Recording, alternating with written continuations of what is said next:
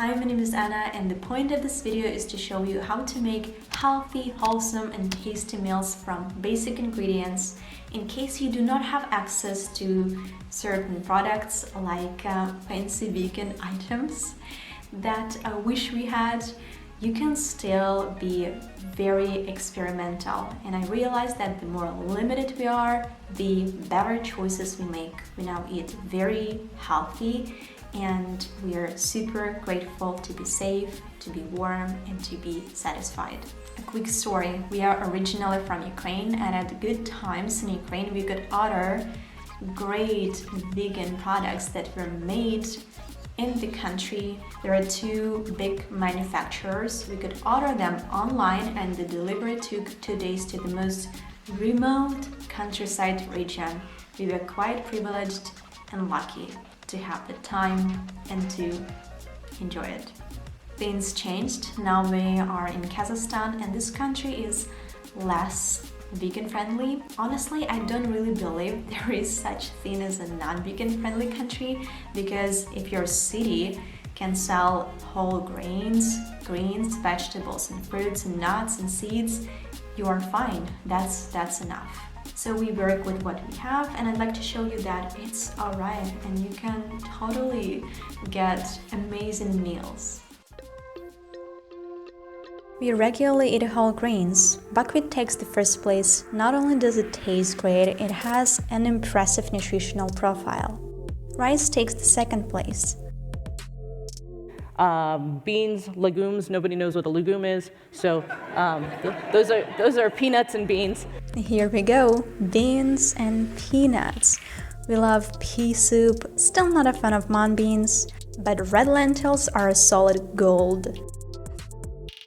There's a cool shop we go to buy groceries. Its design looks like a cave. It reminds me of that TV show, The Flintstones or something. It's interesting, isn't it? The prices are fair, the food is great. We also have like a lot of fruits. Those are really sweet. Bananas. Grapes, apples, mandarins, and persimmons are all sweet and of the same price category. As for nuts, I love almonds and hazelnuts, but they're twice as expensive as peanuts, so the latter is a go-to. Dates are here because we eat them with nuts. Sesame seeds are welcomed everywhere. Salt, herbs, and spices help to enhance the flavors and make the dish more complex. We are the tea buddies, so we drink black and green tea. I wish we had brought the herbs that we picked this summer with us. Unfortunately, we left them at home. As I mentioned before, our top meals are buckwheat and rice. To make them taste different, we often add a small amount of red lentils while cooking. For lunch we have carrots, I'll chop them, green beans, cabbage, we'll mix it all together, lentils, and wheat porridge. Just the view of this dish makes me really happy. Cauliflower is awesome baked with spices in the oven. As a side dish, I sometimes make boiled beetroot salad, or I grate raw carrots. Here's another example of put-all-together meal. The variety of ingredients satisfies all our taste buds.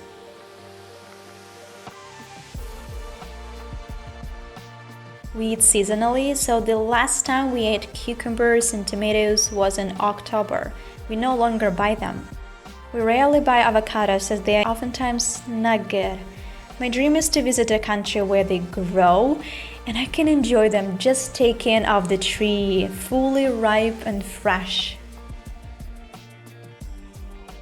I'm currently addicted to red lentils. I love to spread it on a piece of bread to make toasts.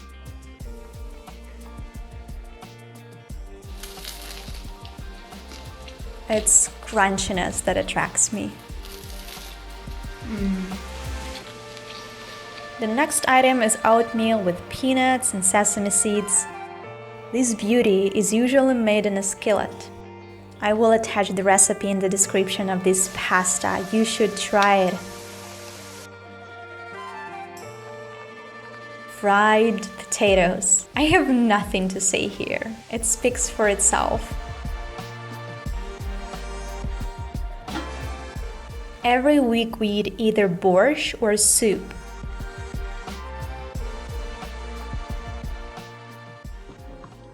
For the past few years, I've been making different things with dough to put in the freezer and have them later. It's time consuming, so I have dance parties.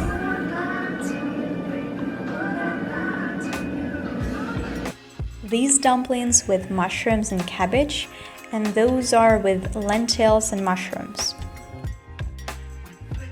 You may eat dumplings boiled or fried.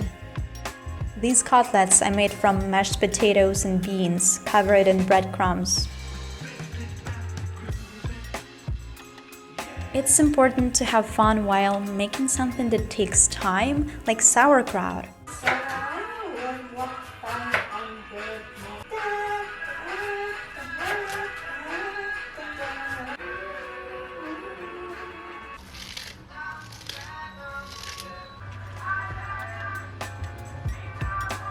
This source of probiotics can be eaten as it is or as a side dish. Chocolate paste or peanut butter is great with any pastry. Once I made this orange sweetbread, I put honey and zest on top.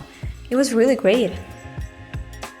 We are vegans who do not strictly follow, all healthy tips and rules, and we do have candies, store-bought candies, and this month we've been eating a lot of them because I made an advent calendar, and I made certain days where we can eat sweets, but it didn't work out.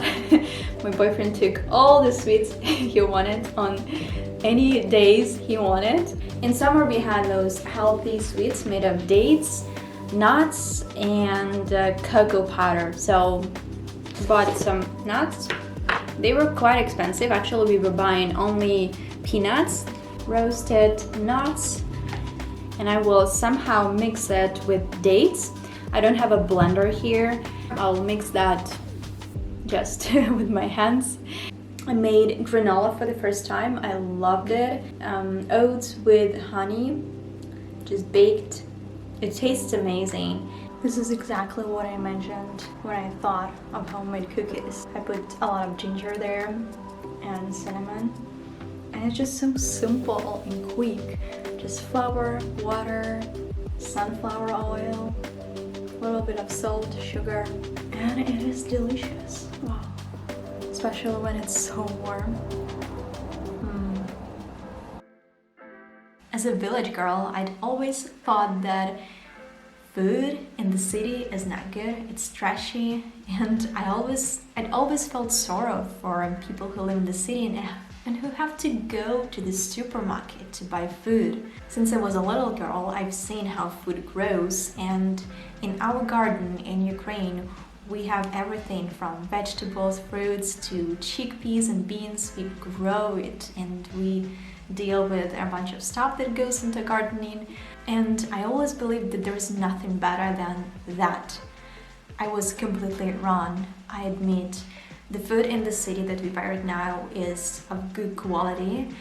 And what I came to realize that actually, as long as you pay for food, you get to pick it. You have piles of, let's say, potatoes and carrots, and you get those items and you examine them and you get the best out of that pile, which is impossible to do in the village. In the village, and when you grow your own food, you get everything from ugly ones to tiny ones. The food might not grow at all.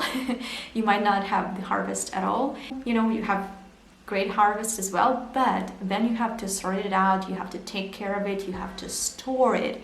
And you always start your winter season with eating the tiniest, the smallest ones, because bigger food can wait. Despite having said that, I would still choose to grow my own food over paying for, something that you get to pick. I find pleasure, comfort, and kind of a meditative state when I'm out in nature, garden, when I put my hands into the soil. Yes, it's an incredible feeling. But I also feel grateful that we are now safe and we live in the city, and we get to pick things, we pay for them, and that is fine. Thank you so much to everybody who watched that. I hope you found it insightful, and maybe you will introduce some of the new meals to your what?